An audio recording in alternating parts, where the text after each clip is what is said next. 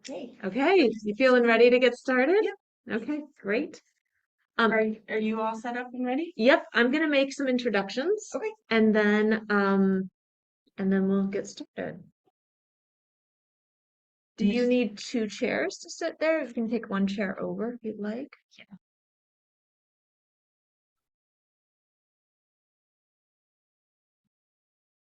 Um, Here? Yes, and let me just double check that you're both in the screen. And you can stand or sit whatever you want, but I will adjust the camera to find you. And so should I turn the video off on this? You're good. You're good. You'll use that to present. Okay. Great. So let's see. Welcome everybody who's zooming in from home. If you have any questions or need any support, you can chat and I will do my best to answer your chats. Let's see. We are going to switch our screen sharing. We're going to come over here. Do you guys want to closer? Yeah. It's seeming a little cavernous. Yeah, you. Fine. I appreciate the invite. Good job. Yeah. Get comfortable. Yeah. Good morning. Hi.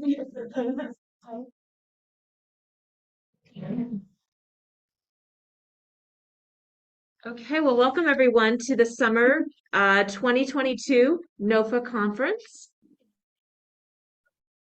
I'm your co-host today, and I'll be introducing our speakers, and I will be interfacing with the online folks who are zooming in.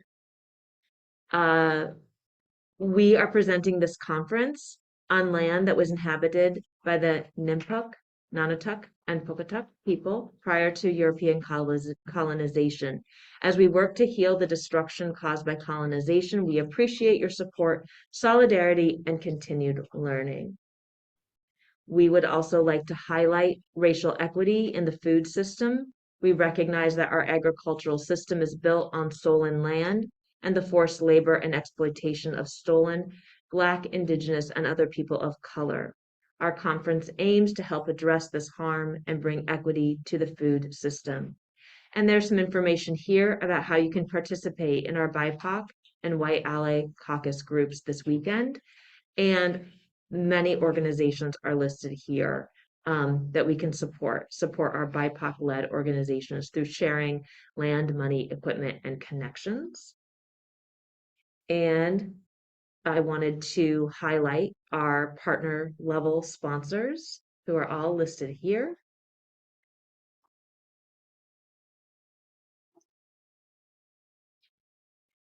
And our supporter level sponsors.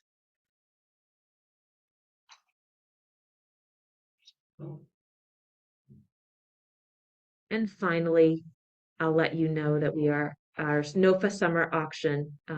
You can bid online this year. It's no longer set up in the tent. So it's an online auction. So go and check it out. It will close at some point this weekend. So check that out.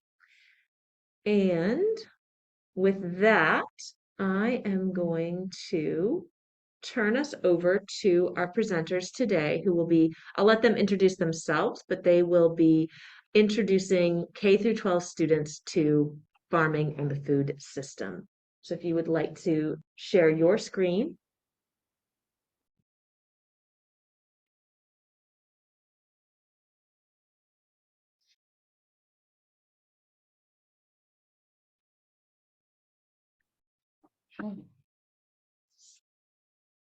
So everybody in all the places can see that, hopefully. Well, I'm Brittany Peats, and I work at the Massachusetts Food System Collaborative, and I'm joined by. I'm Sarah Burquist, and I teach, advise, and co-direct the Sustainable Food and Farming Program at Umass Amherst. So we're going to talk a little bit today about this campaign that the Massachusetts Food System Collaborative is working on, which is expanding food system education in K-12 schools in Massachusetts. And so I'll talk a little bit about our project and campaign. Sarah will talk about an example of how she's able to teach about the food system. And then we'll have some time for group discussion about how you all, being community members and people involved in the food system, can kind of help with this as well. Connections that you can make and ways that you can towards that. So maybe we can start to get a sense of who's in the room. So this is going to be interesting, given our hybrid model, but it would be great to learn a little bit about obviously your name, if you're associated with an organization or a farm or business, and then kind of what brought you to this workshop. And maybe we'll start with the people in the room, and then hopefully we can hear from the people at home.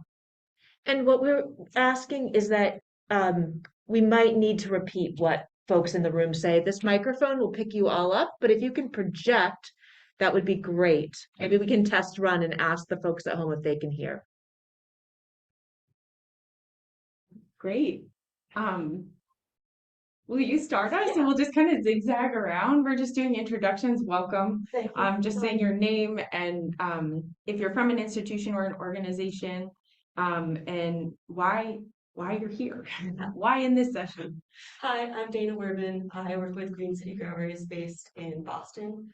I'm an urban farmer / educator, and I work with a lot of children, particularly in the Boston public school system and Boys and Girls Clubs.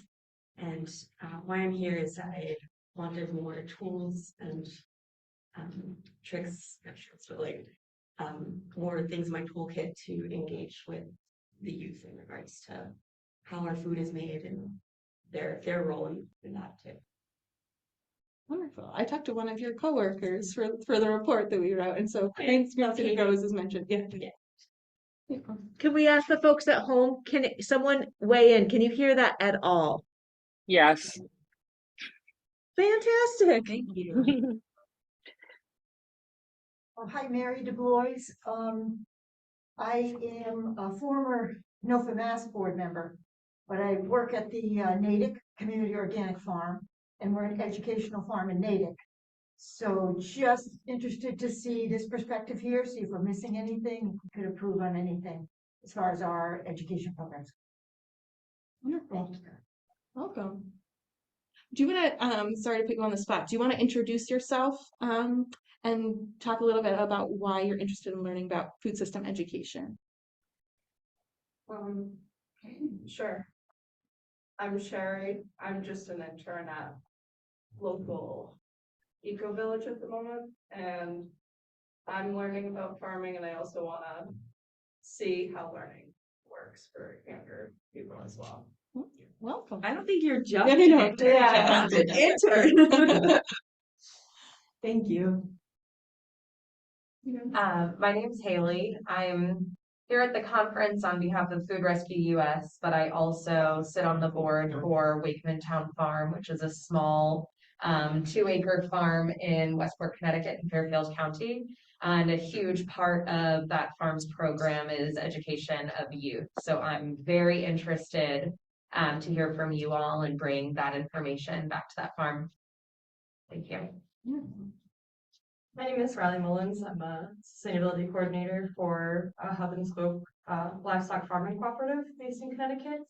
And we're looking to expand our agricultural education services for local youth. So again, trying to find strategies and tools to help turn our farm into a classroom environment.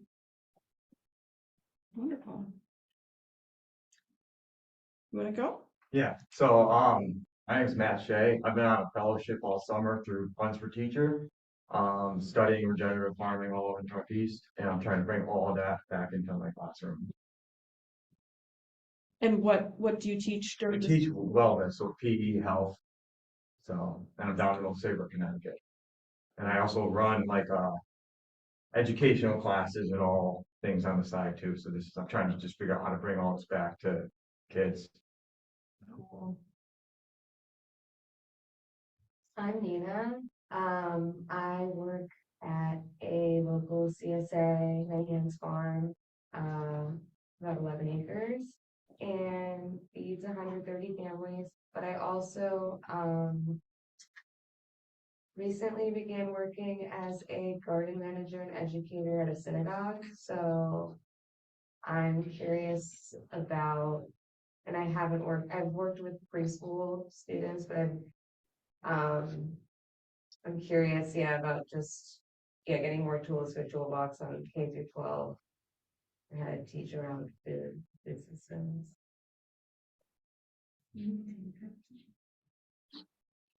Hello, Hi. Anna Logie, an intern at Stockton University in Galloway, New Jersey. And I'm also a member of the New Jersey Food Democracy Collaborative. They were also speaking from Yasmin. I'm Giselle, I'm also majoring in sustainability. Or biochemistry major. Not them. Great. Thanks for traveling all the way from New Jersey. That's fantastic. Welcome. Okay. How do we want to do the people Yeah, on the online I see Ellen, would you like to introduce yourself? You can unmute.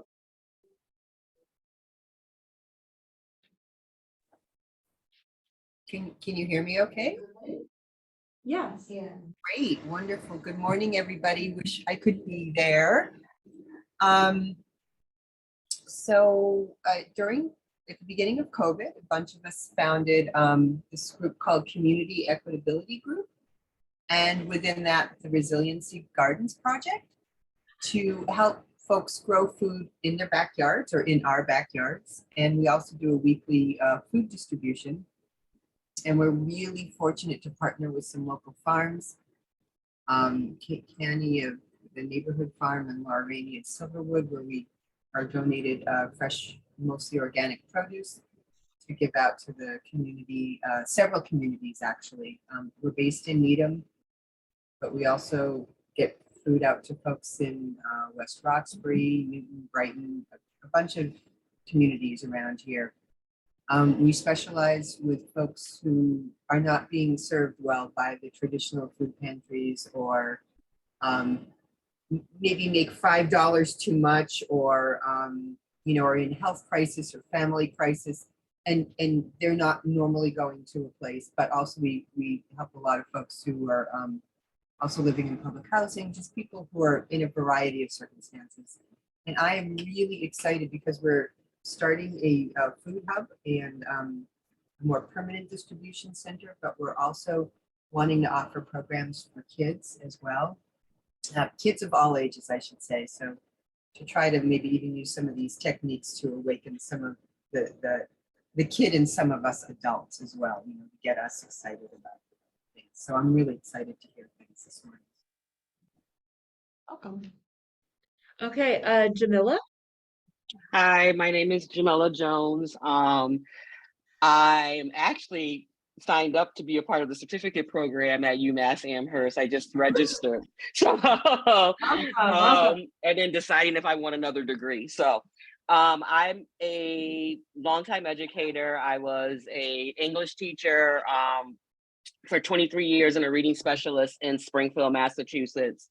I'm also a trained chef and a business owner, and I believe in sustainable food and sustainable agriculture. So I guess I'm here because I feel like I have the teaching piece now. I was a celebrated educator, but I want to reconnect, especially kids in urban settings, to land. And for a long time, I was a social justice educator. And I think that there's been a lot of underground work to disconnect people of color to land. And we started with land, and our history is based in land. And I think a lot of kids, especially when I think about Springfield Public Schools, they have this misconception that working the land, being a farmer, producing your own food is something that's considered subservient.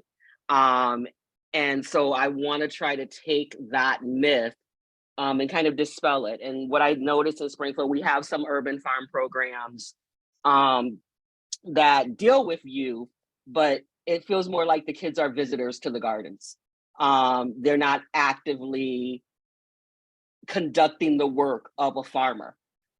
They just kind of visit, they pick a few things, they maybe take some things home, they maybe hear some little speeches about how things are grown, but they're not really active participants. The teachers are still doing the majority of the work and the students aren't.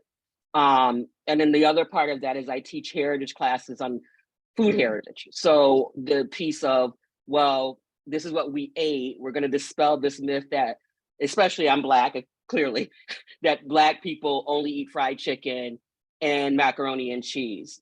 Our food culture is so much more than that. And people of color and indigenous people, our culture is so much more than that, our food culture.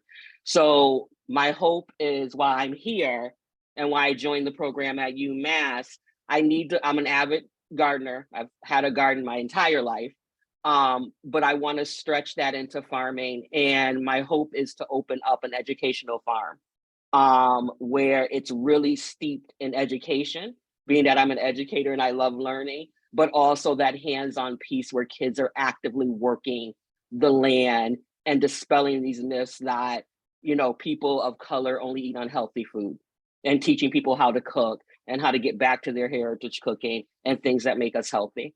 So. Welcome. Thank you.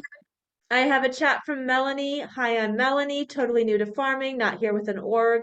Picked this session because I'm in Mass and think getting young people on board with farming or anything is so important.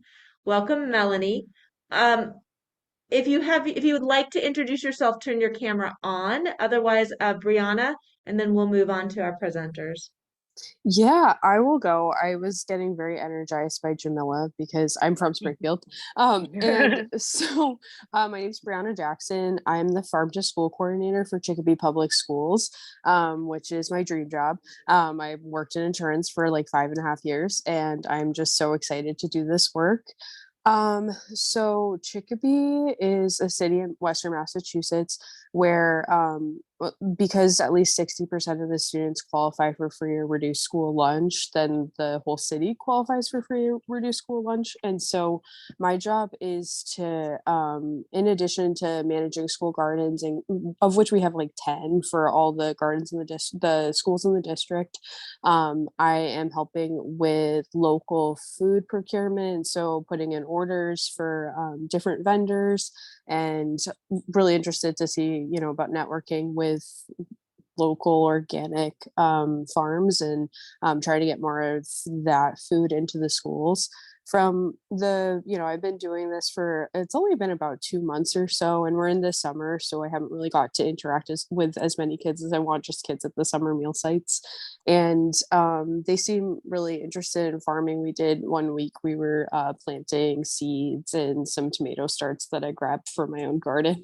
And the kids were just really into it, and getting to talk with like even some of the kids like grandparents. They give me status updates on their seeds every week and keep asking me what to do with them, like just put in the ground.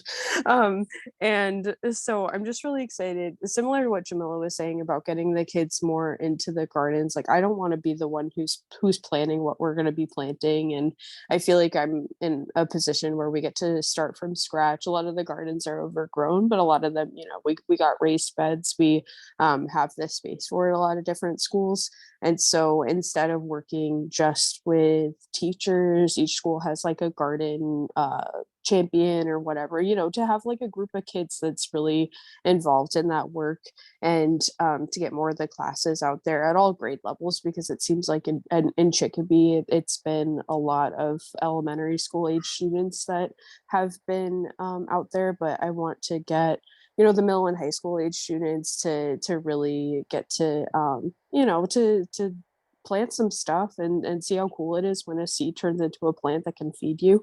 And, you know, just to get to connect with students from a lot of different backgrounds.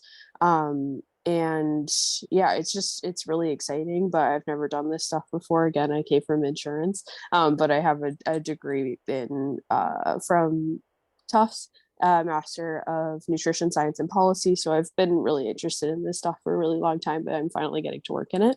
And yeah, I'm just really excited to hopefully I get to come in person at least a day to see some of these conferences, but just to get to meet everybody from home, it's been really cool. Cool. Is there anything else in the chat? Cool. It's really nice to meet all of you. And I appreciate how much space and geographically how we're navigating different formats and space together today. So thank you for sharing those online and those in the room. Yeah, wonderful. It seems like there are so many people coming from kind of different angles, but all kind of hoping to do or build on similar things. So hopefully we can provide some kind of good networking as well as some good takeaways for all of you to bring home. So as I mentioned, I'm Brittany and I work at the Massachusetts Food System Collaborative. We are a statewide nonprofit that works on food policy issues. So we've worked on issues around food waste reduction, food policy councils, agriculture and climate change. And this project focuses on expanding the food system. So typically we do research, build a network of people who are interested in that specific topic, and then do advocacy at the state level. And part of that advocacy is teaching other people and organizations how to advocate effectively.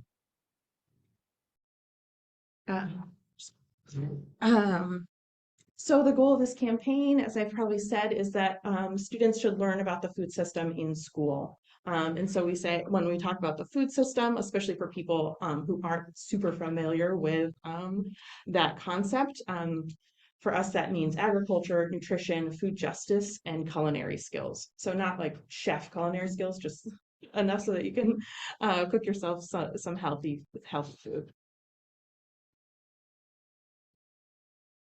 And so the way that we've kind of approached this is that we've talked to a lot of different educators based in schools, in cafeterias, school gardens, as well as nonprofit educators, so people that are working at organizations that are coming into schools and doing that education, whether it's nutrition or culinary or school gardens. And we heard that, you know, students are learning about a ton of amazing things in a lot of different classes. So that's been great. So we tried to focus on a lot of those case studies in the report. We also gave an overview of a lot of the different players. And then I talked to people from other states, which was really interesting to see how they're teaching about agriculture and the food system in different places that often have a kind of different relationship with agriculture. And then finally included some recommendations for how the state can really invest in this education so it's easier to do.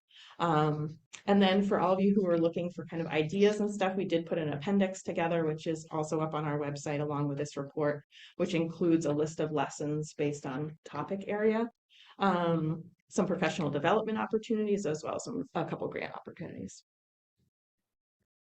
So what we learned in talking to people is that food can be integrated into many different subjects and provide really high quality academics. So it's building on what students are learning in their social studies class about, you know, immigration and food patterns, or indigenous foodways and how that's kind of translated to today. So just in a lot of different contexts in their math class, trying to figure out how many bales of hay could fit in their barn. At an agriculturally focused school, of course.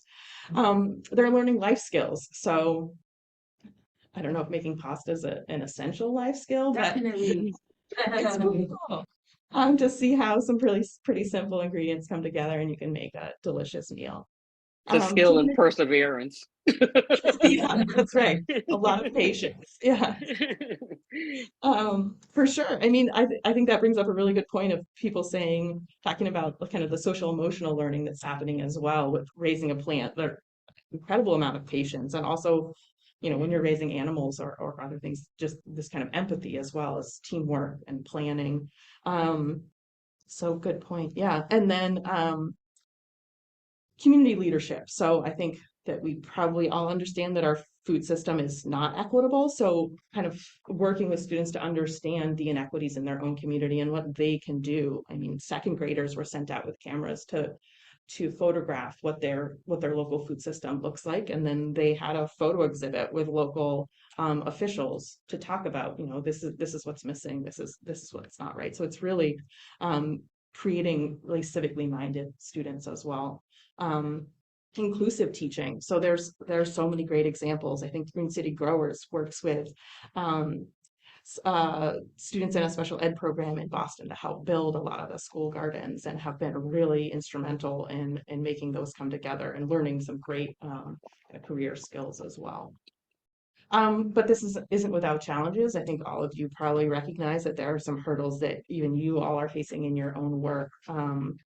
For teachers, often it's that, you know, the school day is limited, and there are a lot of things that they have to get to that are required and tested, and food often isn't one of those things.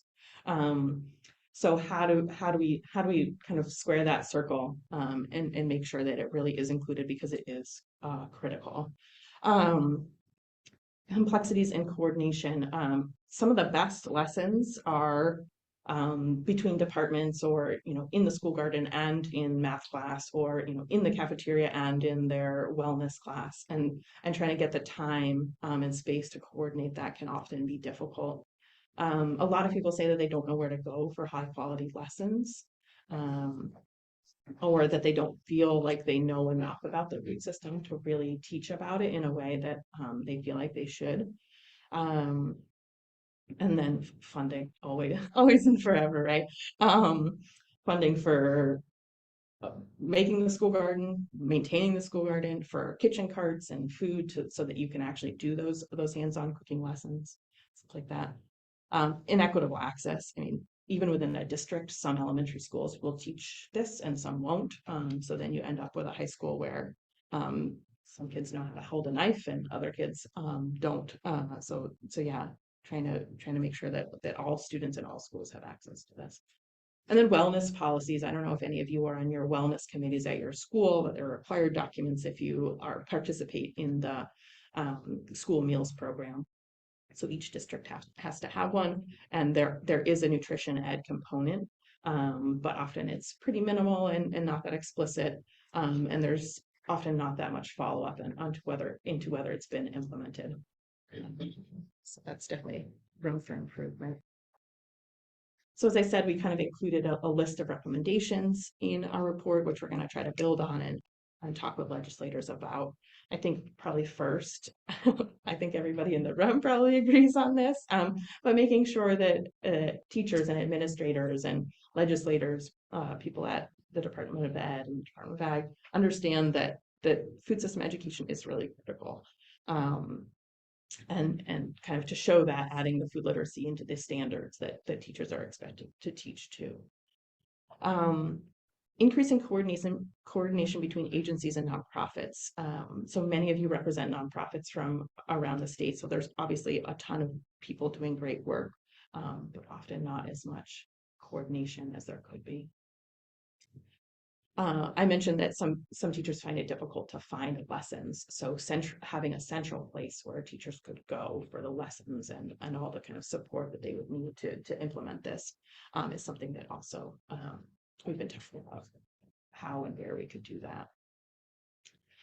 Funding coordinator positions at the district and state level, so having a person that teachers could go to with, how do I teach this? Oh, you can't hear me? Yeah, it's getting softer and softer. I'm tiring myself out. Yeah, funding coordinator position. So this would be somebody at the district that you could go to that would help maybe coordinate school garden coordinators, or would help apply for grants that the schools would need to implement some of this stuff. And then finally, strengthening the wellness policy requirements that I just kind of mentioned. We published this report in April and have been talking about it at conferences such as this. Our next step is to continue to build the coalition of people who are working on this, who care about this, and who will kind of talk with their cohort about the importance of this, and then advocate for it when it comes time to ask legislators to start new programs or new funding. And so right now we're working on kind of crafting what that policy or budget ask would be. And so then we can build some momentum around that. So if you'd like to get involved, and hopefully you would, there's more information on our website. And then I've got a sign up sheet in front here. And so if you add your name and email, I can let you know when there are any updates about the campaign. You can also sign up on our website if that's easier. And they, as I mentioned, I do have that list of lessons and other resources online too. So that might be relevant for this group. Where can we find those resources? Yeah, so if you go to massfoodsystem.org and then you look under our projects and look for expanding food literacy, you'll see a couple different pages. You can read the full report if you're really feeling adventurous, or you can just kind of skim to the recommendations or the appendix with the lessons. Yeah, and I think I'm going to turn it over to Sarah. And there was a chat from Jamila saying, I'm currently writing a curriculum that incorporates agriculture, social justice, and all curricular areas, including culinary education. Oh, fantastic. Wonderful. So, Brittany, Sarah, I have a question. Will the slides be made, or like the links, will these be made available to us after the presentation? I should be able to answer that question, but I am Oh, not I'm sorry. entirely sure how to answer Okay. that question. You can contact any of the program staff through, through the links that you've been given to ask about how you can access that. But I Okay. imagine all of this is being recorded, and I would imagine all of that's available. Okay, thank you. You could also email either one of us, and Okay. we're happy to send it to you. And that's Okay. sure. Thank you. I can put your email in the chat if you'd like me to. That'd be great. So thanks, Brittany. Brittany and I met through her reaching out to me and wanting to know more about what we were doing at UMass with respect to education.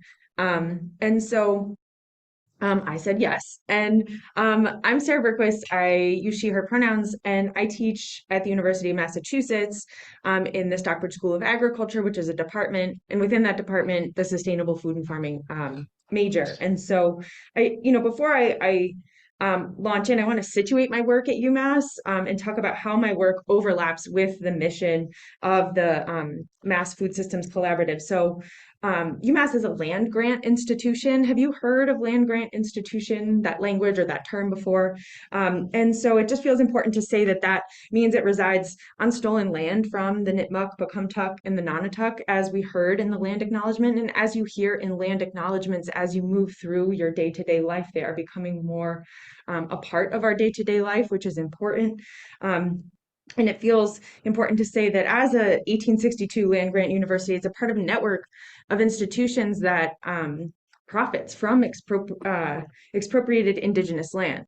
And so I'm not going to give a presentation about this, but I do want to just plug the ongoing project. It's critical work that is looking beyond land acknowledgements and getting universities to be held accountable for how they are profiting, how they are using their endowments from stolen land. And so it's landgrabu.org, and I think it's just something worth knowing about. It's a resource that I find really fascinating, and it's something that a group of scholars and activists and indigenous folks are working together to look at not only the history but recommendations for moving forward. So yes.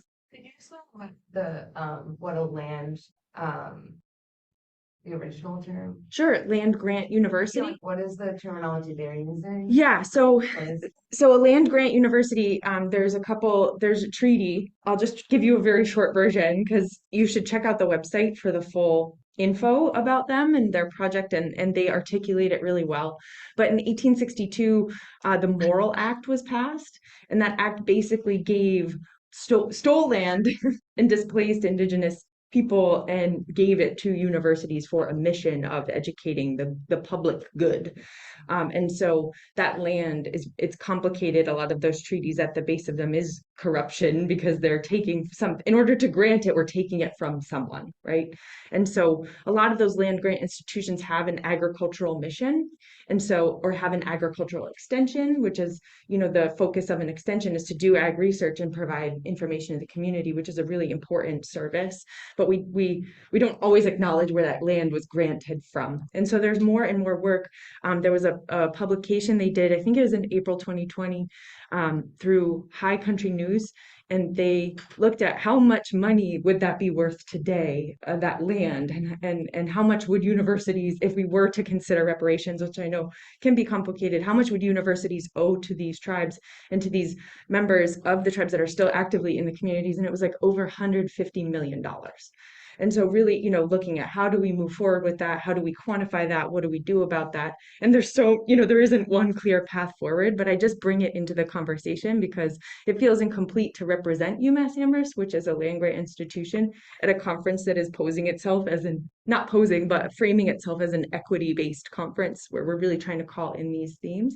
So I wanted to just sort of lead with that because that's something I also bring into my work in my classroom. When I work with students, how do I go beyond the land acknowledgement is a question that I'm asking myself in my own teaching. So I just wanted to bring that in here, and I appreciate your question.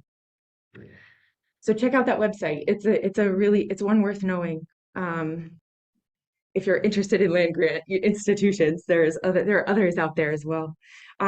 So to connect to the work of this project that Brittany just shared, and I have this because I have notes because I don't have presenter notes on all the screens that we have here. So a lot of folks join sustainable food and farming at UMass because they're really interested in growing food. So they come to us. A lot of these students are really interested, and they're students in the room. I don't know what first got you into sustainability studies, but a lot of students maybe had some experience growing something and they got excited about it. So they're like, I want to do this. And that's amazing. We need so many more farmers in this world and good farmers. And so in addition to providing really hands-on training, experiential training, participatory training in food production, we have a variety of focus areas in sustainable food and farming as a major. So you can earn an associate's, a bachelor's. We also have fully online programs, which I'm really excited to get to know you in that, Jamila. So thank you. So sustainable food and farming, of course, encompasses food production, but it also includes food justice and policy, permaculture, agroecology, and agriculture education, which is the purpose of what I'm going to be talking to you today. But we really advocate that sustainable food production and sustainable agriculture also encompasses these other dimensions of food systems in addition to production. So I think Stockbridge has a history of being an ag science program, and I just wanted to show you that our courses and the work that we do in our program really tries to train folks in a breadth of focus areas within the food system as well. And so with respect to ag education, that's what I'm going to be talking about. We have a lot of different programming that we've been trying to grow. Slow institutional change can be slow. And it could be like 2 steps forward, 1 back, or this thing's so cool, how could we possibly not fund it? And then you don't get funded, So I've been kind of in that for several years since I began essentially my role as faculty there 7 years ago. So this is a student of mine leading a garden-based lesson. She did an internship, which I'll talk more about. And so she is a university student working with Amherst Public Schools, doing a lesson at a community farm. So there's a lot of partners at play here. I'll dissect that and talk about that a little bit. But I just really like this picture because you got those kids so excited about carrots. I don't know why that is a little bit cut off at the top, sorry. So what I'm trying to do, I teach a core series called Agricultural Leadership and Community Education. I offer the course both on campus and online, which is crazy. How do we teach farming online? That's a conversation for another day. But what I'm trying to do in this course series is train a growing cohort of sustainable food and farming students in leadership and education skills, because I argue that those are really important in making it in this world and making it in the food system. When y'all were doing your introductions, I heard a lot of you use titles like coordinator, manager, board member, all of those things. Really just in 2022, I find myself, I need to know how to facilitate meetings. I need to know how to coordinate other people. So looking at not only training folks in production and crop science, but training folks in what do I do with that? Even if I am very clear that I'm going to be a farmer, you're still going to have to train your apprentices. Or if you want to have education be a part of your CSA, for example, if you want to offer educational workshops, you want to know how to organize an effective workshop. So looking at how education makes its way into agriculture is what I do in this course, and really trying to discover career pathways that already exist. And also, I try to be super transparent with students in sustainable food and farming and say, this is a non-linear career path. If you're studying sustainability, it's not like, okay, you do this for 4 years and you do this for 4 years, and then you exit with an 80K starting salary guaranteed. It's not like that. And so, what are the skills you would need to really, I don't want to say make it, but to thrive, and really optimize your training with crop science and bring it into also leadership and education. So, I have some folks in the classes that are like, I don't want to be a teacher. I'm like, you don't have to want to be a K through 12 teacher. So I heard a lot of folks, both online and in the room, share an interest in farm-based education. And so I pay a lot of attention, I pay close attention to jobs and careers that are out there and titles, and then also the jobs and careers that our students are going into. And so there's so much more than just classroom education. And when we think of education, it being in a school, and really trying to expand students' understanding that this is, farm-based education, non-formal education, and the education that occurs outside of the classroom. And so while I'm certainly interested, and we'll talk about a program I do in a formal K through 12 setting, I'm interested in both and try to show students like a buffet. I'm just curating, like, here's all the other jobs also out there that maybe if you're doing farm work part-time and you also want to work at a nonprofit, because a lot of our students end up in the nonprofit world maybe after 3 to 5 to 7 years of farming, because farming's hard, right? So it's not a fit for all of our students. And so how do we really equip them with a breadth of skills and also innovative strategies for them to really make more value of their farms for those who are really trying to do production. So I want to talk a little bit about an internship that I have. So I offer a course series where we do an introduction to ag education, and like I said, the buffet style. Like, look at all these arenas. You could do farm-based, you could do K through 12, and then students, a lot of students do gravitate towards K through 12 setting. Like, I want to work in schools, do school gardens, so that's sort of a unit of the class. Those who are interested in that can opt to do an internship where they then will have this background in agricultural education, and then they get to work with the school garden coordinator and the curriculum coordinator. And that is a team of Jen Reese and Leela Tennell at the Amherst Public Schools. And they're an incredible duo. I love both of them so much. And they provide incredible mentorship for our students. So they can earn credit to do this professional experience. And really co-design that experience with Jen and Leela. They really let students share what their interests are. So some students might be more interested in designing curriculum. Other students might be more interested in maintaining the gardens. And we sort of meet halfway with each student. And it's very small, so only 3 students do it per semester. And the ideal is when there's a cascade of former students training the next cohort of students. And so in one moment, and I will have my class visit Brookfield Farm, where Brookfield Farm is a farm that hosts these field trips. So the Amherst Public Schools, a kindergarten, so we'll have 60 kindergartners run out of a bus and come onto a farm, and we break them up into stations. And the school garden coordinator and then my students who have been working with her will lead workshops. My class of college students is there observing it.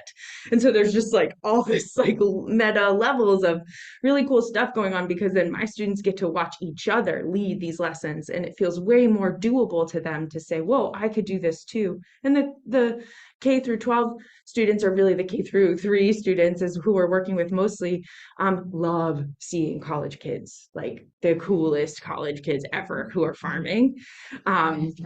So there's something about that I think is really rich and valuable to really think about themselves as food systems professionals and see cool college kids doing it, and like dirty with like carrot, like garlic patches on their clothes and stuff. So it's really a multi-level partnership, which I'll talk a little bit more about. But what I care most about is that these relationships are mutually beneficial. So I don't know if at any point in time you've ever collaborated and you had, even on a group project in a class, it's not always balanced, you know what I mean? Or like sometimes even in our own personal relationships. So it can take work to maintain those partnerships. I'm not telling you that it's not new to you, I'm sure, but I will say, you know, sometimes life gets busy and it can be difficult to maintain these partnerships and to really make sure that it is mutual. And sometimes, you know, that's something we really try to pay attention to. And so we often do this, you know, sort of assessment of like what are these parties in this collaboration offering and what do we need, and those needs shift over time. So it's really taking time to listen and not assume, not make assumptions of what your community partners need or want, and really listening to those needs, and how, you know, to situate this in the present moment, how the pandemic has shifted that for a lot of organizations and people. Like our needs have really shifted and grown in some ways, and just really been radically shifting with the pandemic. But the Stockbridge School, we need hands-on learning opportunities for students that are of high quality. We have a lot of farmers whom I love who reach out to us and say like, we're going to do an internship, and the students just end up weeding without much mentorship. And so, you know, how do we really provide, right? How do we really provide like quality, like check in the morning? What are your goals for the day? Like structures that really provide students quality learning.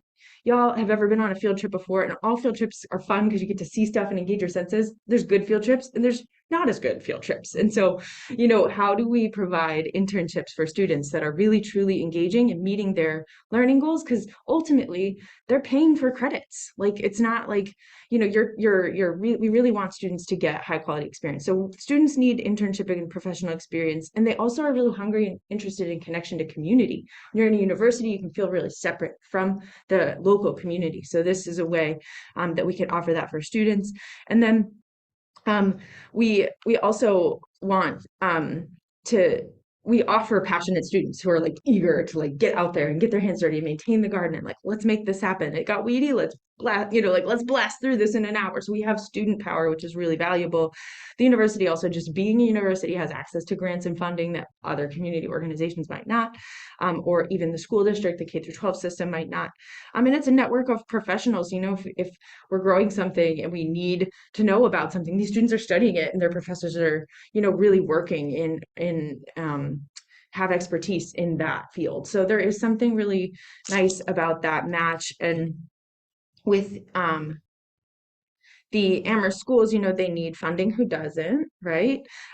Personnel, they need labor. And when a teacher, especially, you know, folks who are teaching or who have taught in the room, you bring a group of students outside and it's so fun, and it also can be difficult. You can lose their attention. You could have like, today we're going to be doing this lesson, and then like a kid finds a dead spider or a dead mouse and the whole thing, it's like, bye, you know? So how much do you want to roll with that? And getting students the experience to experience that. Like you're really supporting teachers by saying, okay, we have this classroom of 28 people. We need like 5 teachers out here. If we could have it all our way, you know, we have small groups so that we can really get work done, meaningful work done in the garden that needs to get done, and give students the training. So we need labor, and the students, that the school gardens can offer that context and that mentorship.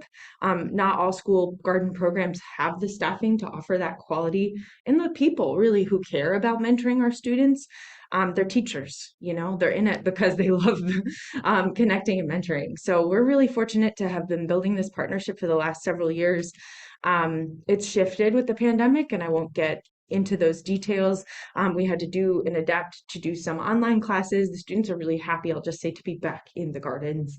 It can be difficult making this isn't a presentation on school garden education. It's sort of just a case study and an example how it relates to the food system collaborative work that's been assessing food literacy. But what I'm trying to do is I'm trying to train humbly. They train me very much. One of the ways I work in my classroom is having learning and making it clear that learning goes both ways. And so I go in the garden and watch my students lead lessons and get ideas from how they engage kids in the garden. I'm not an expert in leading children in garden-based lessons because I work with college students. And so when I take them out, they're teaching me. Some of them are writing songs in the moment and they're creating, like, learning is going in all directions. And so, my goal is to train and provide space for training and growth in this area of education and advocate for more food systems literacy. And one of the ways that we could do that is support teachers and look at what are some of the low-hanging fruits, what are some of the partnerships that might be possible with not a lot of resources and might be actually a mutual fit. And so this is one of those, and it's so rare. I think partnerships are really just really feel like a good fit. So it feels like one worth sharing. And I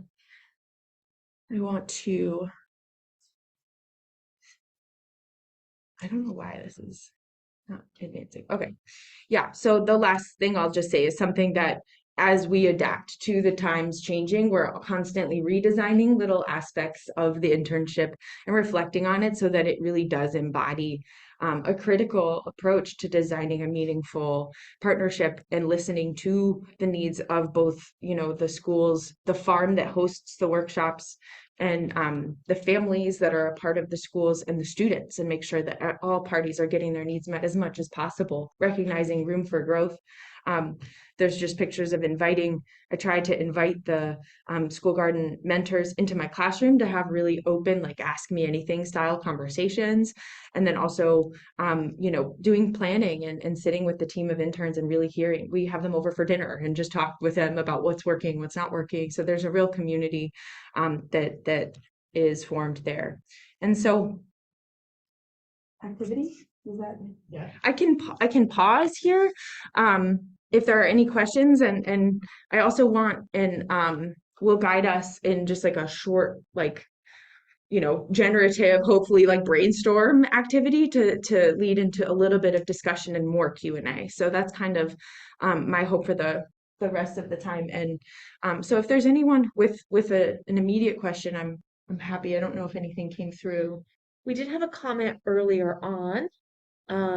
Going back, I'm sorry, I missed it earlier. So appreciative of someone like Sarah at so-called land grant university. The culture of these institutions needs to be radically transformed as they have become modern day sellers of modern day agro biz with heavy use of pesticides and chemical fertilizers, monocropping, and chemicalization, Agent Orange 2, 4D, of yard care and other tools of imperialism and war. So grateful for what you are saying, Sarah, and that comes from Ellen Fine. Thank you. Thank you. Other questions? Yes, Jamila has her hand up. Okay, great. Hi, Sarah. So one of the things, and I was just noticing the presentation, and I think I'd be remiss if I didn't pose this question or this thought, being the theme of the conference. What are the demographics of people of color going into the program at UMass? Because I'm happy to see a big representation of women. But what I'm not seeing is a representation of Indigenous people or people of color. And I say that just from being a former educator, that a lot of times with students in the classroom setting, they really need to see a representation of themselves. And it's one of the reasons that a lot of teachers are predominantly Caucasian, because we don't have a lot of teachers of color, even in urban systems. It's almost that archetype of a Caucasian person coming in to save the urban systems. And that's one of the things that I'm hoping to get away from as designing this curriculum as going into teaching, working with after school programs. But if we're not seeing that, it's like a vicious cycle. If we're not seeing kids go into that field or college students go into that field of color, how can we sell that farming, land, regenerative practices are important to the people who first started them? You know, a lot of these regenerative practices come from enslaved people, indigenous people, and we've removed that from them. We've stigmatized it. So how do we get, how does a place like UMass get back to that? That's a And great I'm especially curious because I'm going to be in the program. Sure. Like, you know, Amherst Public Schools, I worked in those areas. I was first started my teaching career in Northampton and Amherst. Yeah. You know, you don't have many families of color, and Amherst is not as diverse and open as everyone would like to think.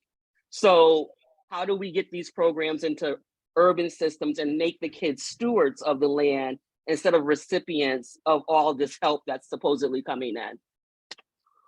I mean, you're asking the questions I'm asking too. You know, I think that you're spot on, and that, you know, I wish I had answers for you. Those are critical questions that are certainly at the table, and they're institution level questions. UMass, you know, I'm an advisor for all the students in the major, and I sit at a table with all the advisors of all the other majors in the College of Natural Science, and these are questions that we're asking in the science and STEM. You know, how do we expand and make accessible the sciences in general, to more people of color, to Indigenous students. And those are university-wide, not only at UMass, exclusive to UMass. Those are just really important questions. And our department is working has committees, which, you know, can be of mixed effectiveness, but that's how institutions like to organize themselves, is in committees.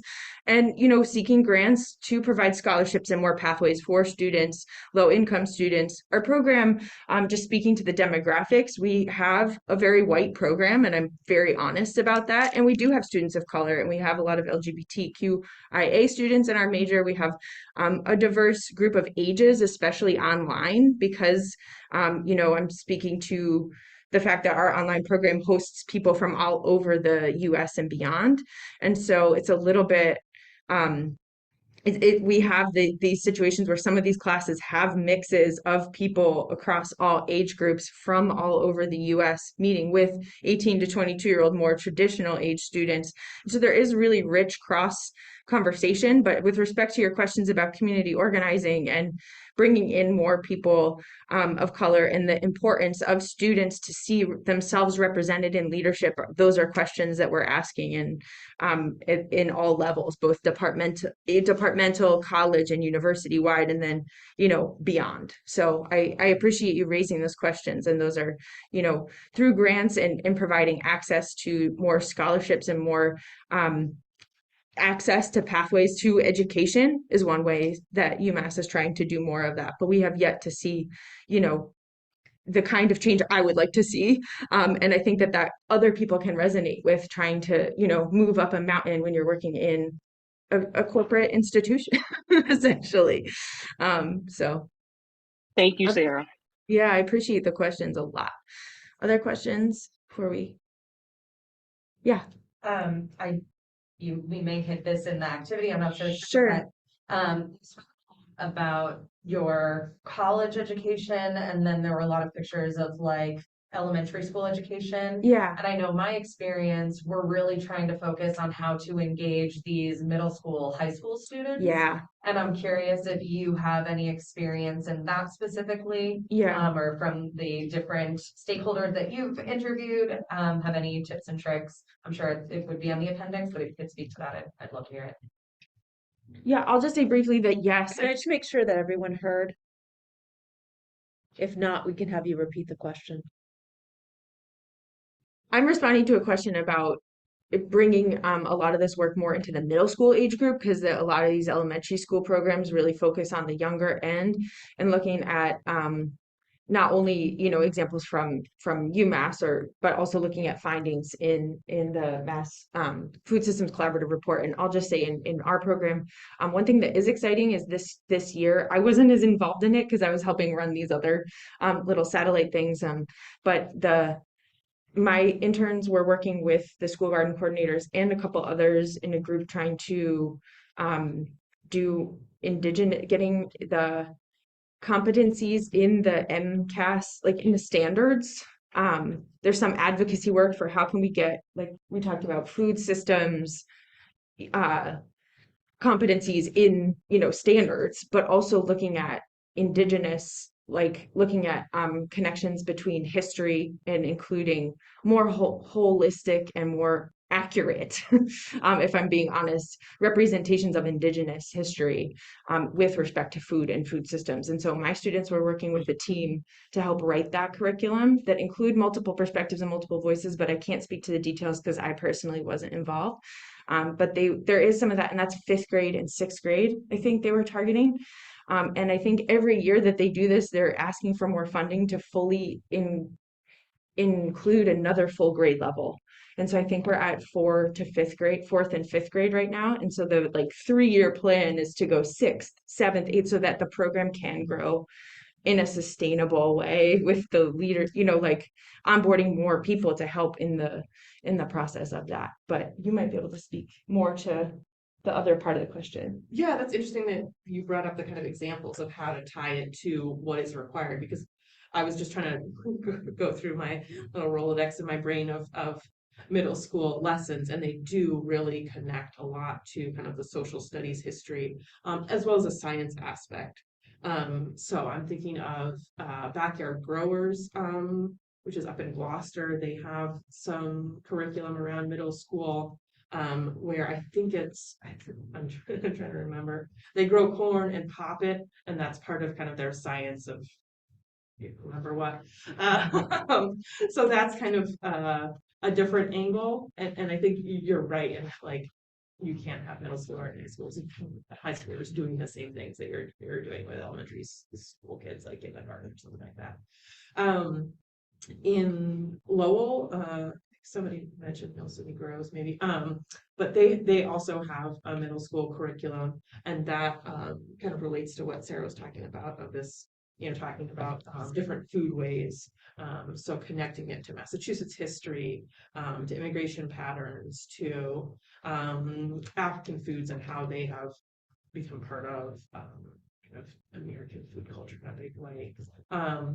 And so that's another kind of angle, which ties kind of to some of the things that they're already learning about. And then I think you mentioned questions about high school as well.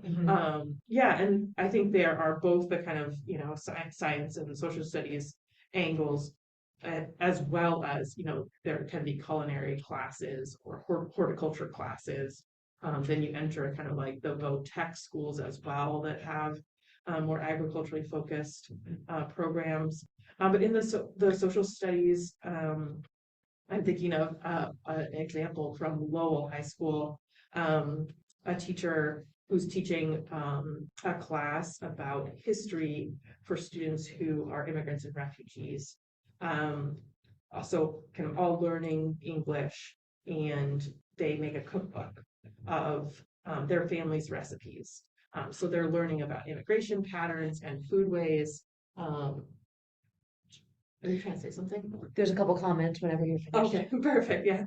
And they compile this into a cookbook, you know, practicing their English.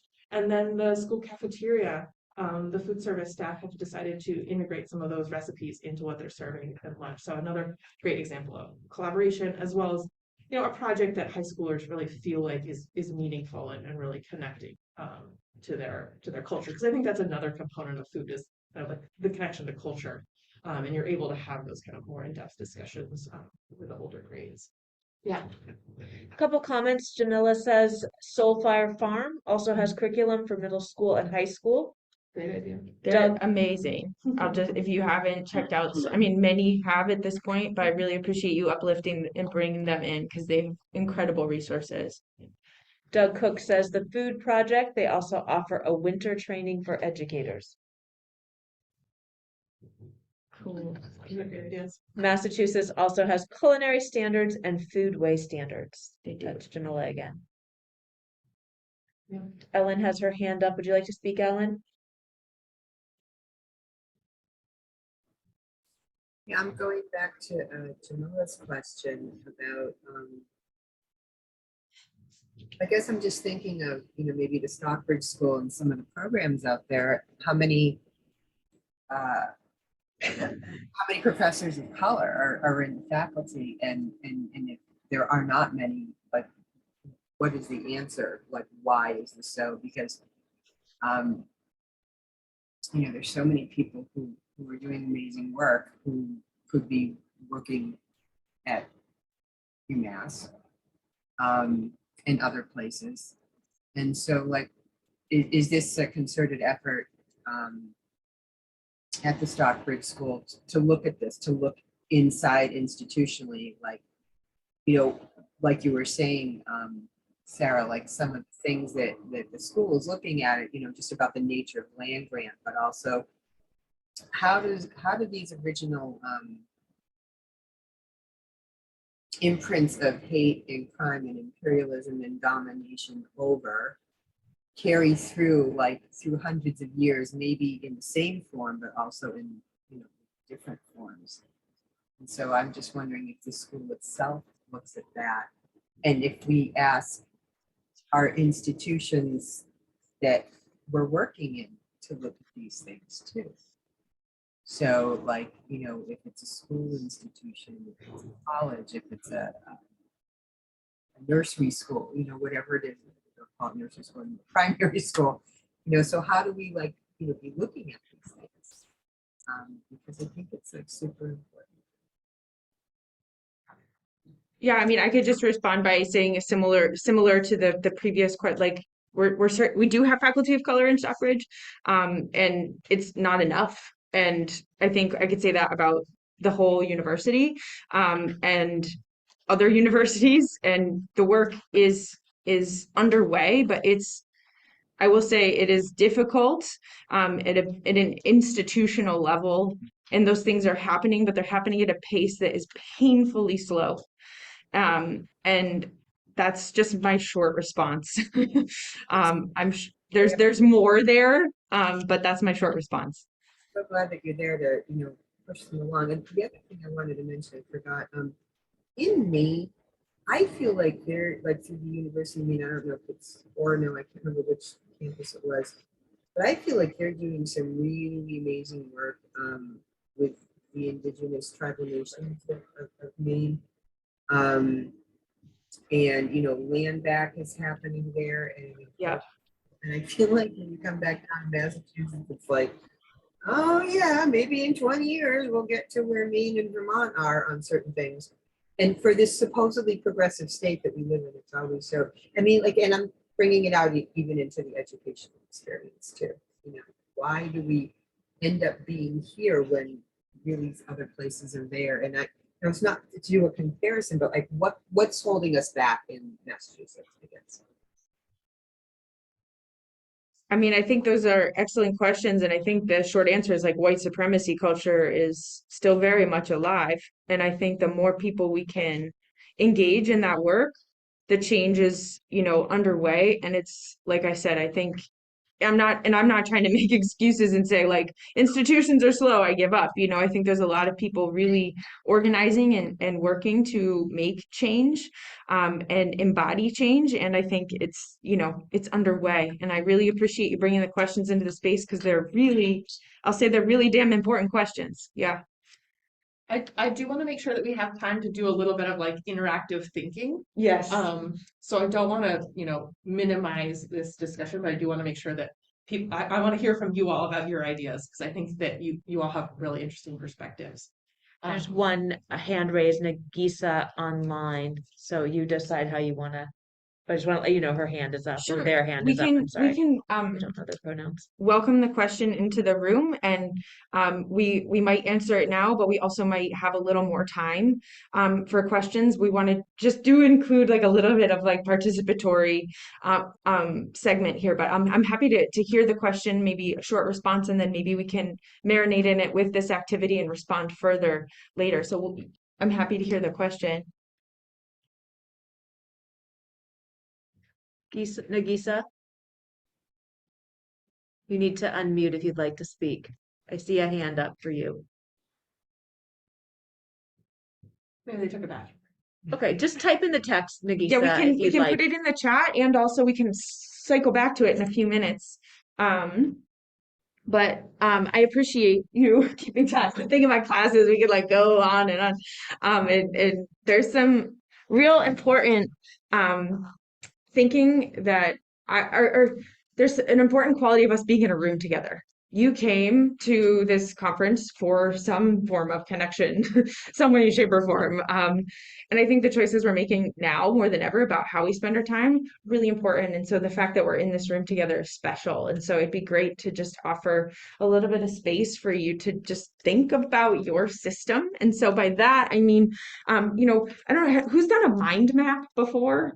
And I can't see all the faces online, but they're pretty simple tools. I use them just as a means for generating basic brainstorm thoughts. They don't work for everyone. If you're like looking at me like, hell no, I'm not mind mapping. You can just write, and that's totally fine too. I do encourage and push you to try the mind map, even just try it on for size. And for me, looking at your system, so we all are holding different roles and interests in food systems education work. But if you were to, can you remind me your name? Dana. And it was Green City Growers that you're with? Okay, so if you put Green City Growers and you just start to kind of map out, okay, well, we do education, corporate education, we work with school, and just start to kind of like get some ideas on paper. If any aspects of what either of us shared illuminated or just sparked any ideas of your own partnerships that you'd like to see happen, just try to map out your system a little bit. If you're a community member and this prompt doesn't necessarily resonate, you can free write about food systems education collaborations you'd like to see more of in your community. So the prompt is intentionally open in hopes that you can just take, where we're at with time, like 3 to 5 minutes, and just start to get some of those ideas on paper. For me, it's the connections that I might not be seeing. What's the low hanging fruit?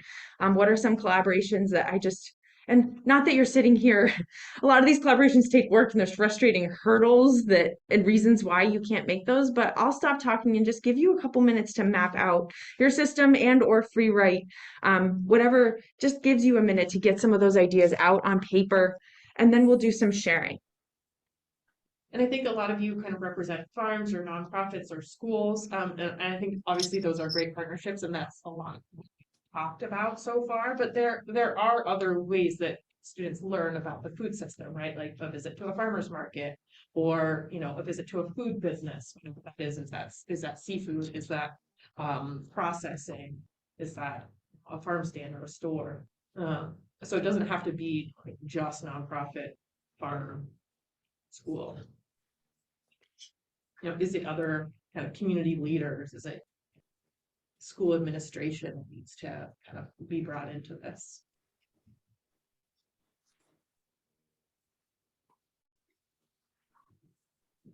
In my classes, I usually play a little music when we do this, but I don't have that queued up right now.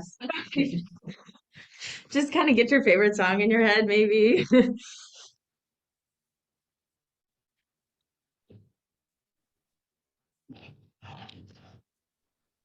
Music.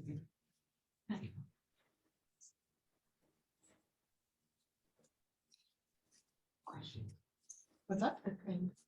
Keep going. Last time.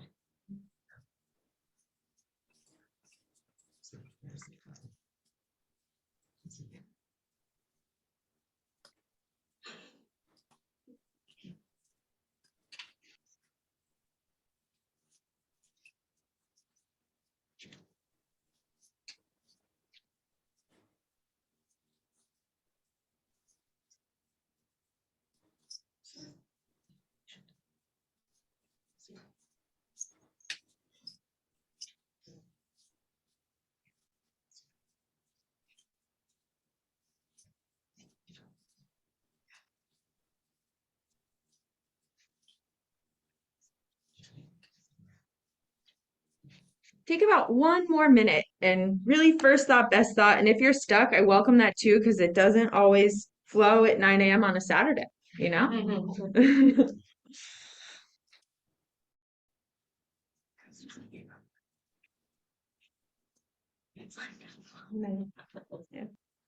Is it lunchtime yet?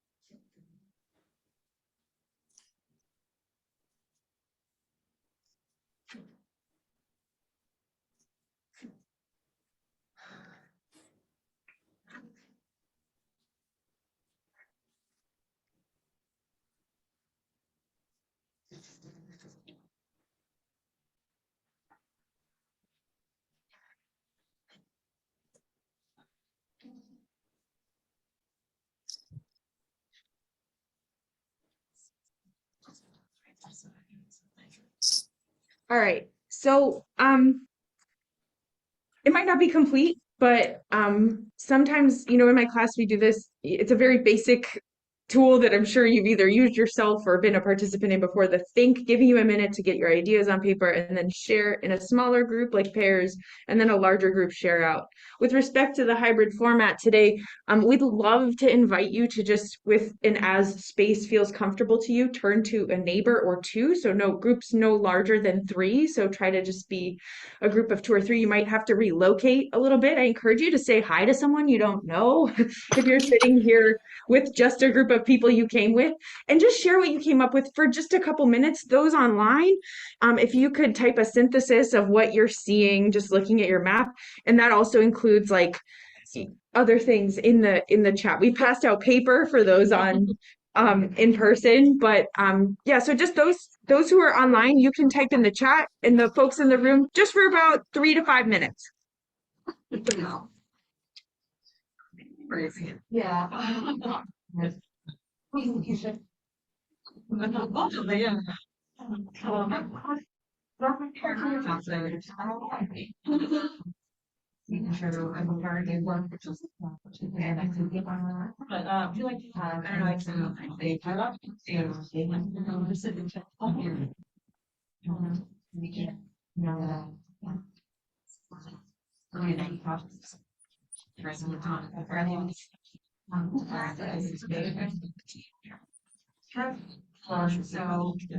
So like it's always casual little thread it's just like they make like the sun here it's like I think that went to commodity I feel like so definitely very much yeah I want to see the thing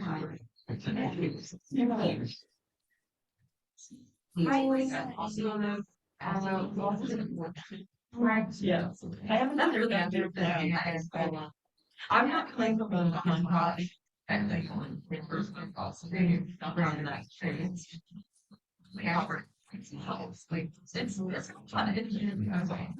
fun, like figure it out.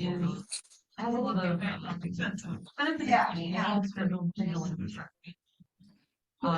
it's one of also so kind of basically a lot of basic and all the resources so it's the animals, the shelter, also renewable energy, like as well as we were very new. I don't know how to trail, and I don't know what how and but yeah, I was like a agricultural basic it's just first being lost in the arms of the lost the parent. So you and then also want like you kind of big like us to make connections like indigenous. Yeah, so very contribution and pioneer. And okay, just try to switch if like you know maybe one person like maybe just try to get there. Yeah, like yeah. So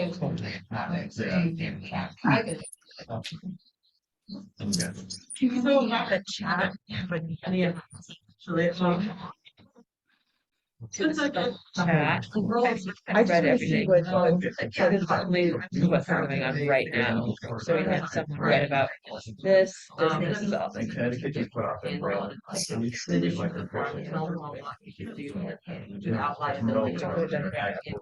Okay, but it just was. I'm gonna. I'm thinking how I can. Experiential learning. And I don't have an education background. So just trying to go. I feel like within like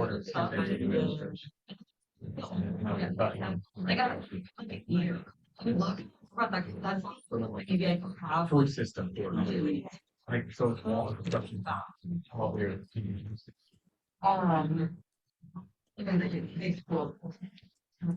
I need to. So, yeah, yeah, it's all self, right? I'm trying to figure out, and that's a lot of noise.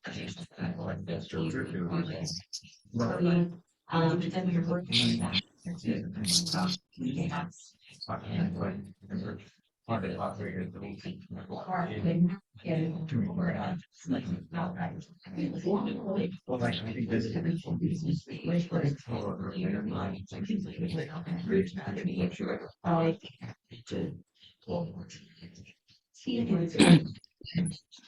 Yeah, there's energy. Yeah. So that's fine.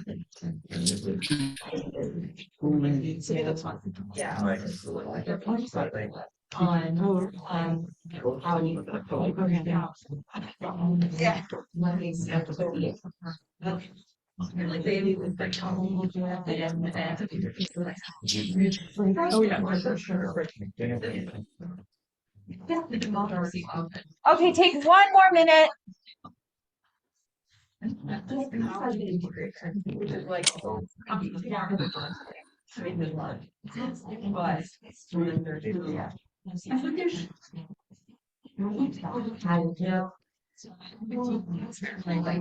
Okay, here's more. Here from Brianna. I think that any of these, it'd be great to see them. Yes, if I can do that. I think the break that. I haven't done it before, but I mean, I think I've done it a while back, but. Okay, if there's. I got your email up. Yeah. Safe check. And find out at the end. Yeah,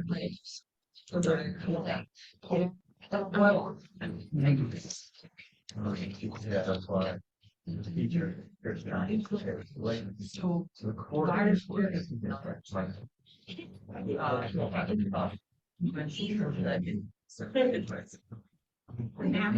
So, and in the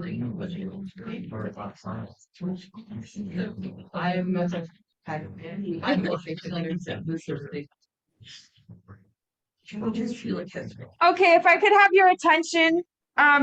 So I do want to respect time. We have one final sort of prompt for you. And my hope, it's so hard to cut off these connections because this is like why we're here. And I hope that I got to peek at what some of the folks wrote online as well.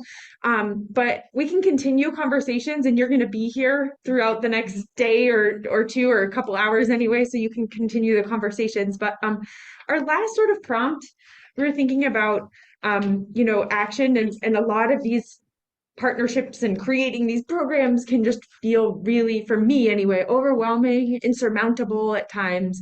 And so we were going to ask you to just take your conversation and or any kind of free write or map that you drew and see if there's a tangible action item that you're willing and able to maybe commit to, not maybe, you're willing and able to commit to. Commitment can be hard.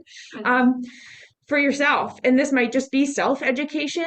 It might be a reach out to an organization or a person that you've been like meaning to do for like 3 months or years, and maybe you do it.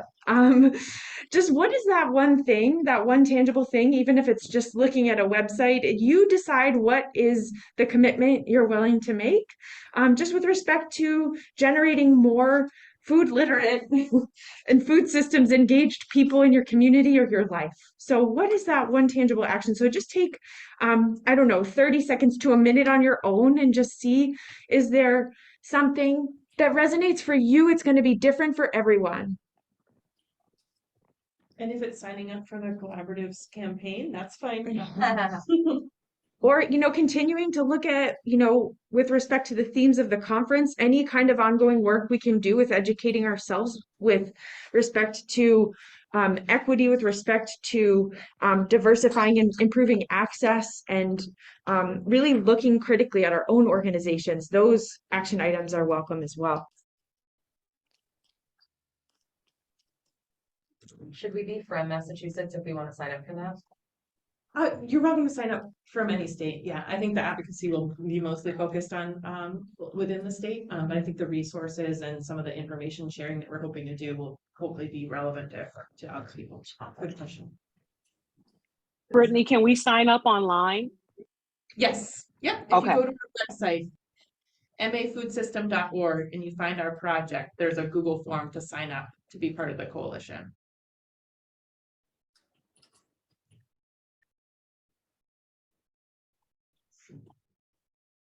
Thank you. And I know the folks at home didn't necessarily get to connect one-on-one, but hopefully you got to read through some of the comments. I got to peek at the chat a little bit.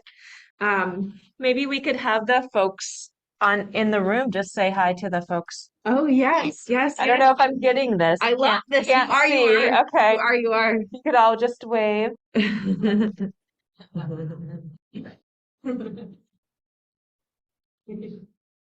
Does anybody want to share? Yeah, to close, we'd like to maybe just hear from a few people, maybe a couple people in the room and a couple people online. And then you can continue your conversations, but also want to honor your time to have a break between your sessions. And I'll be available for questions as well as Brittany, but and new presenters need to come in and set up the space. But what are your action items? Anyone want to like say it and just kind of like, really hold themselves accountable? In the back? To do what I can to encourage people who are teaching gardening and food systems education to bring the language and concepts of the sacred and aesthetics into the actions and the opportunities we're offering youngsters. Sacred and the aesthetics. So that was my goal. I just did it. I love it. Thank you. I'm just gonna make a commitment to my geographical location, because I've been on the fence about, where am I living and do I want to stay? I'm from Connecticut, and just making a commitment, seeing what other communities are doing, and just working, like reaching out to the town and like being more involved and coming back. It's the town that I grew up in, so home. Just committing to being there and setting in roots. Yeah, making connections. Beautiful. Thank you. Give it a couple more. So I'm gonna make a commitment to try to jump on however I can create a wellness policy for the state of Connecticut within education to include this, because now we're like, oh, SEL, which is great. But we don't touch on nutrition. I'm a health teacher for 12 years. This is the first PD with nutrition I've ever had. So kind of interesting. yeah. Ooh, I appreciate that. Yeah. How about one more? Yeah. I'm the founder of Herminemos, and also I am a Massachusetts certified teacher. I have been teaching how to sprout, and not just how to sprout, but also making food as medicine and implementing all these concepts together. So, but I would like to say that I will compromise to keep doing my work. I have been doing this since 1980. I love it. And I will keep doing. This is a confirmation what you are saying. It is a confirmation that what I have been doing is right. And I will do anything I can do to help others to be successful in this area. And for you, if you want to share with me, I would like to share with you a few ideas that you can implement in your classroom. Yes, please. That I did and I was successful as a teacher. Okay. I love this. Thank you so much.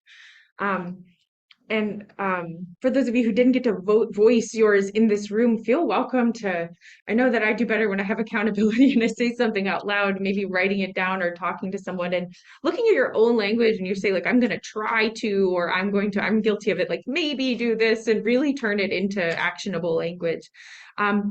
We have time to hear from two folks from the online, if anyone would like to share. I know time is we're transitioning out of our session here, but does anyone online want to share?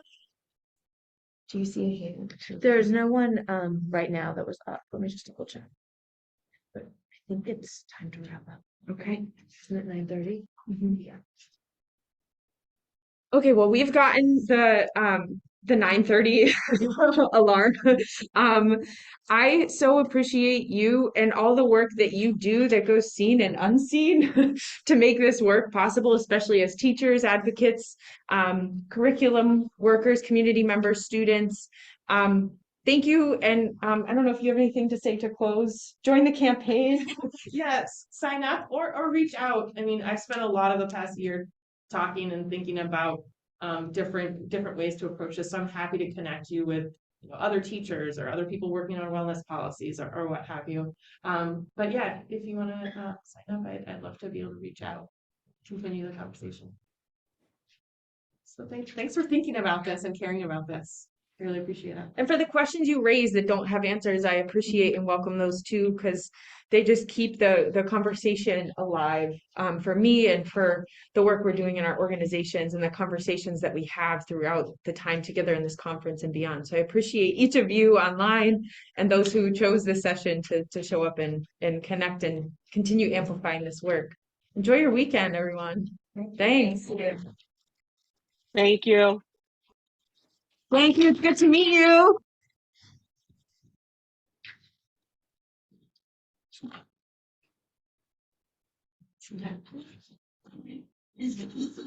Any of the Springfield people still on this chat? Oh, you're welcome. I think I'm muted.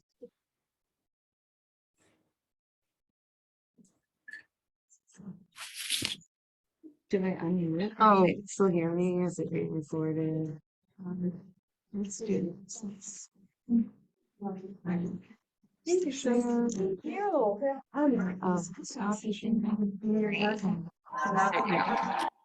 might be feedback.